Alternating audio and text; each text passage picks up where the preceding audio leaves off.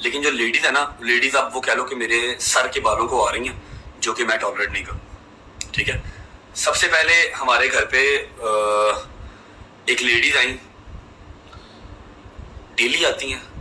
अब एक बात मैं क्लियर कर दूं कि मेरे दरवाजे पे मिनिमम से मिनिमम एट अ टाइम 70 से 80 और मैक्सिमम 200-250 बंदा खड़ा होता है। अब आपको लग रहा है कि मेरा अपार्टमेंट इतना बड़ा है कि मैं सबको ऊपर ला के बिठा के चाय पानी पिला के तो फिर भेजूंगा? नहीं है ना।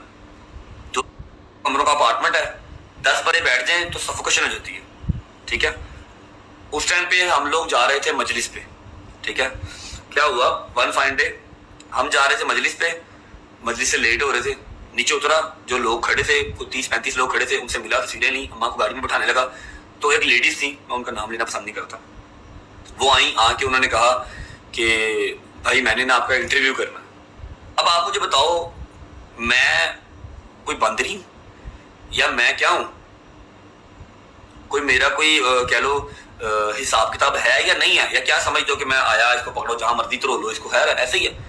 ठीक है, रजब फैमिली का रजब मैं हूं, लेकिन एटलीस्ट कोई थोड़ी सी आप मेरी मैनेजमेंट तो समझ सकते हो कि नहीं समझ सकते?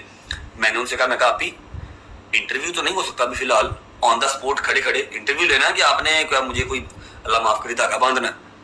मैं कहा इंटरव्यू तो नहीं हो सकता, उसके लिए प्रॉपर आपको पहले बात करनी पड़ेगी। ठीक है, हमारे भी 100 हिसाब किताब है, फिर इंटरव्यू होगा। हाँ, आप अगर व्लॉग कर रही हैं तो आप खोलने कैमरा, मैं आपको शाउट आउट दे देता हूँ, कोई मसला नहीं है, थंबनेल ले लेते हैं। मैंने उनसे इस तरह बात की, उन्होंने कहा हाँ चलो ठीक है, आप फिर इंटरव्यू के लिए टाइम कब देंगे? मैं कहा इंशाल्लाह मुहर्रम सफर के बाद, मैं वेला, जैसे मर्जी जहां मर्जी। ये आप ही देख रही है कि मैं लाइव हूँ, जान जान के फोन कर। अच्छा खैर, मैंने उनसे कहा जी मुहर्रम सफर के बाद आप आ जाइएगा, मैं आपको इंटरव्यू दे दूंगा। उन्होंने कहा जी ठीक है। फिर अम्मा से भी बात हुई, आपसे बात हुई थी? आपने तो कहा ना कि मुहर्रम सफर के बाद आज ना बात होगी, मैंने उसके साथ उसी जगह पे खड़े होकर के बेटे आपको किसी भी चीज, इसके अलावा इंटरव्यू के अलावा भी जो आप अच्छा काम कर रहे हो, मैं इसको अप्रिशिएट करती हूँ। आपको किसी चीज की जरूरत पड़े, इसके अलावा मैं हाजिर हूँ, मेरा बेटा हाजिर। मैंने गाड़ी में बैठने से पहले उससे खड़े होकर बात की, कहती मुझे अम्मा आपका इंटरव्यू चाहिए उन औरतों के लिए, जो मैंने कहा बेटे मैं हाजिर हूँ जब आप। अच्छा, उन औरतों का इंटरव्यू का कोई लेना देना नहीं है, उन औरतों का बहाना होता है। ठीक है, इंटरव्यू लेना है कि जी व्यूज आएंगे, रजब का और अम्मा का इंटरव्यू करेंगे, व्यूज आएंगे तो पैसे आएंगे। ठीक है, मैंने कहा था, मैं कहा जी अगर उन लेडी,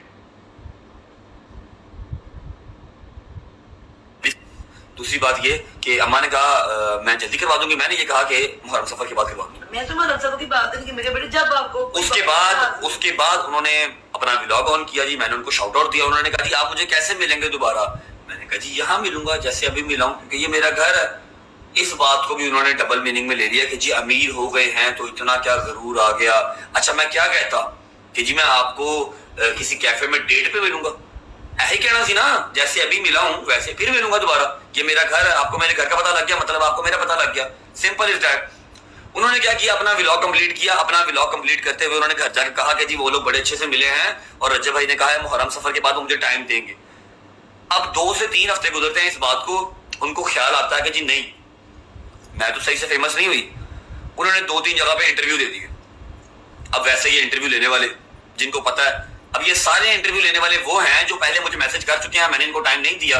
तो मैं कहा टाइम नहीं है, व्लॉग करना है, मैं कहा इंटरव्यू देता हूँ आपको। किस चीज का इंटरव्यू दूं, कौन सा मैंने कारनामा सर अंजाम कर दी जो इंटरव्यू देता रहूं आपको? ठीक है, मैंने इनको टाइम नहीं दिया, तो ये उनके पास चले गए जो मेरे खिलाफ इंटरव्यू देने के लिए रेडी है, जिनको पता कि फेमस इस तरह से हुआ जाएगा। वो मैडम का नाम है जी स्ट्रॉन्ग उस्मा। उन्होंने उसको इंटरव्यू दे दिया और कहती हैं कि मैं वहां से जब निकली हूं तो मेरा दिल फट रहा था, मैं तो रो रही थी कि मैं यहाँ पर क्यों गई। नहीं, मुझे तो दुआएं देती निकली, खुश निकली यहाँ से वो। आपको दुआएं देती निकली है, मेरा माथा चूम के निकली है। ठीक है, अच्छा आपका बहुत अच्छा लगा। कहती है मैं सारे रास्ते रोती रही। अगर आप रोते रहे थे तो आप व्लॉग ही अपलोड ना करते, आपने मेरा व्लॉग क्यों अपलोड किया? आपके साथ साथ 40 लोग नीचे और खड़े थे, कोई रोता हुआ नहीं गया, आप भी क्यों रोते रह गए? शायद आपके नसीब में लिखा था रोना। अब इनकी पता क्या कोशिश थी कि मैंने कहा है यहाँ पर खड़े होके, तो यहीं पे सड़क पे खड़े होके ही रजब मुझे इंटरव्यू दे दे, मुझे शाउट आउट भी दे दे, अपने व्लॉग में भी दे दे, सारा कुछ कर ले। फर्स्ट ऑफ ऑल तो ऐसे नहीं होता। ठीक है, फिर दूसरी बात है कि मैं आपको दोबारा कैसे मिलूंगी? मैंने कहा था जैसे अभी मिले हैं, यहीं पे मोबाइल पे लगा हुआ था, मैंने कहा यहीं पे मिलूंगा। आप मेरे घर आ गई, मतलब आपको मेरे हर चीज का पता लग गया।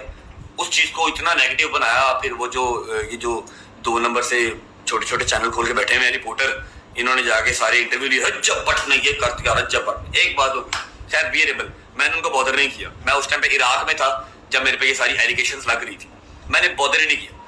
जो आज बात हुई है ना वो बॉदर करने वाली है। आपको बताया जब मैं अपने पुराने यार मुन्नत दरवाजा ना खोली